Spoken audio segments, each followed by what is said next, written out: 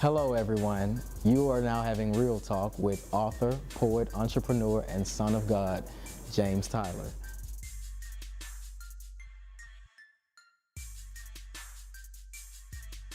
I'm a brother, I'm a son, I'm a child, I'm a man, I'm what I am, you know, I'm that person that you see walking up the street every day. I'm no different from anyone else.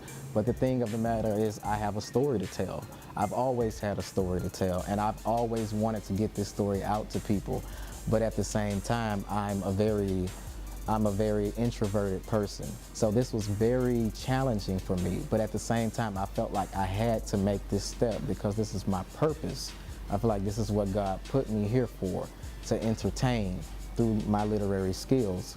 So I'm just really hoping that people can understand me and understand what I'm trying to convey here, because I really do feel like I have something to offer with my writing. And that's who I am. I'm James Tyler, and I'm just here to entertain. Hope you guys like it. Well, honestly, my inspiration for beginning writing actually came from my mother, who called me one day out of the blue. I mean, I really don't know where it came from or whatever, but she called me one day and she was just like, Jay, you need to start writing. And that kind of hit me, like, you know, I'm not getting any younger, and this is my dream, so why not go for it? And then as far as this story in particular, like, I noticed that there aren't many black science fiction works out there.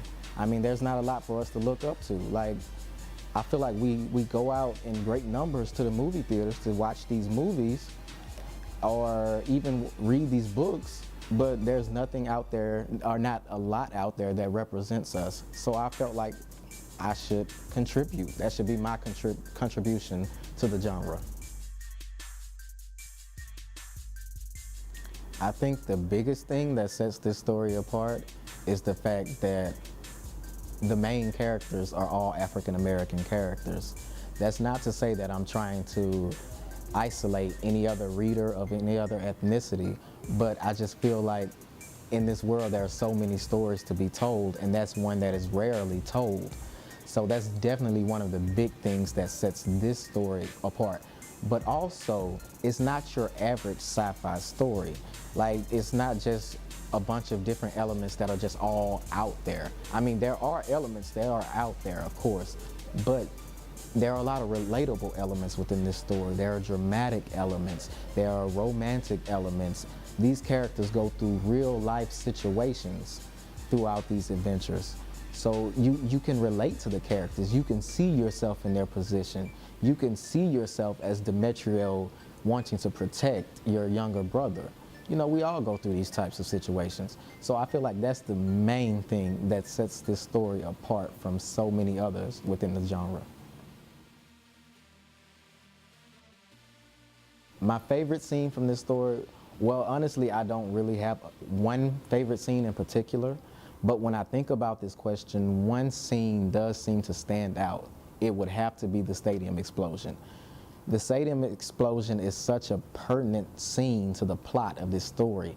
It's the point where the entire story just turns, but it's so early in the story, and it's so dark. But you know what? I think I can let you hear it for yourself better than I can explain it. The winds picked up speed at a dangerous pace as the large shadow of a naval jet consumed the stadium. The ground beneath us trembled as if it too could feel the fear growing among us. The announcer shouted for everyone to evacuate the stadium, but judging by the distance of the jet, they were already too late. The jet zoomed towards the field. The closer it flew, the more violently the stadium shook. Everyone panicked while racing for the exits. Many were trampled as others were thrown everywhere by the wind force of the approaching jet. The last words I remember hearing were Demetrios' shouts, almost completely silenced by the roar of the jet. "We gotta get out of here!" The words met my mind in slow motion, but I could not move.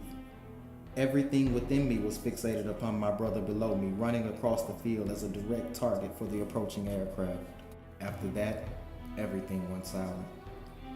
I remember darkness all around me, a darkness that slowly illuminated into extremely blurred vision flames.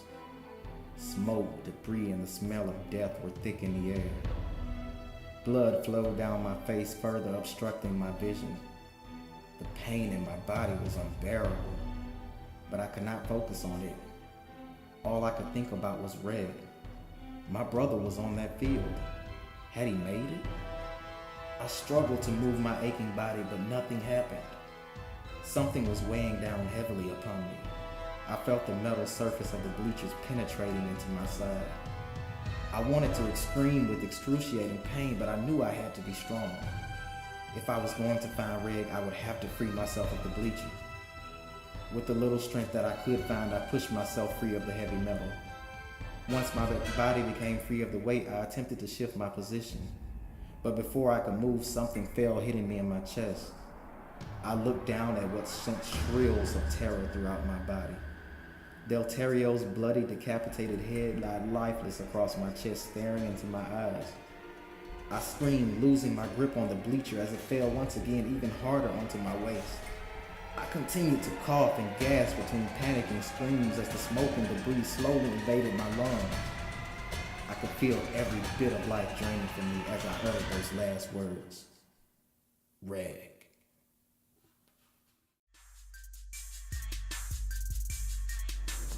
The mood or underlying message that I'm hoping to convey to the reader is one of family, one of brotherhood, to be more specific. Between the main character and his brother, there's a bond that the reader will see and will feel as well as you go on this journey with my main character. And I feel that that's the greatest thing. There are many themes and many messages that I'm trying to get through here, but the greatest one is that theme of family. That whole thing of what makes a family. Is it the blood or is it the bond? You know, so it's going to be a big thing there with the choices that the characters have to make and things of that nature. But the biggest thing that I'm trying to convey is definitely the family, the love of a family, loyalty. The thing about me is I'm the type of person, I don't really like boxes. I don't really like to be boxed in. So, of course, if you take the book at face value, of course you're gonna think I'm trying to attract sci-fi lovers, which I am. I would love for sci-fi lovers to get into this book because that's what it is, it's science fiction. But there are also dramatic elements, there are romantic elements within this novel.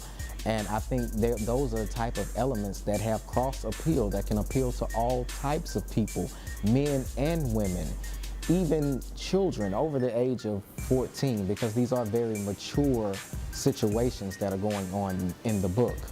But I feel like this will have a mass appeal, and those are the types of people that I'm trying to attract. Okay guys, finally, I am so excited to show you guys. This is it, it's here. R.E.G. Aftermath, Zodiac Gifted's first book is on sale now. Amazon.com, you can find it. The Kindle copy is ready, it's $9.99, very inexpensive. Perfect stocking stuffer. Also, check my website, check my Facebook, even check the description for this video right now, where you can find everything you need to know as far as getting the book. And also, don't forget to like, comment, and thumbs up, and also subscribe. Thank you guys so much for your support.